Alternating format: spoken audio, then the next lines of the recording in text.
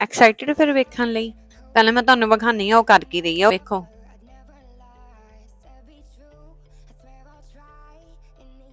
ਹਾਂਜੀ, ਕਿੱਦਾਂ ਆ? ਸੋਹਣੀ ਆ? ਫੀਮੇਲ ਆਏ ਹੈ ਤੇ ਇਹਦਾ ਤੁਸੀਂ ਹੁਣ ਮੈਨੂੰ ਨਾਮ ਦੱਸਣਾ ਆ। ਮੈਂ ਵੈਸੇ ਦੋ ਨਾਮ ਸੋਚੇ, ਇੱਕ ਤੇ ਮੈਂ ਕੈਲੀ ਤੇ ਇੱਕ ਮੈਂ ਸ਼ਨੈਲ ਸੋਚਿਆ ਸੀਗਾ। ਕਿਊਟ ਹੀ ਬੜੀ ਹੈ, ਵੇਖਿਓ। ਤੁਸੀਂ ਦੱਸੋ ਕਿਹੜਾ ਨਾਮ ਦੋਨਾਂ ਦੇ ਵਿੱਚੋਂ? ਮੈਨੂੰ ਇਹ ਦੋਨੋਂ ਪਸੰਦ ਆਏ। ਮਿਲਦੇ ਆ ਕੱਲ ਦੀ ਵੀਡੀਓ ਚ, ਬਾਏ।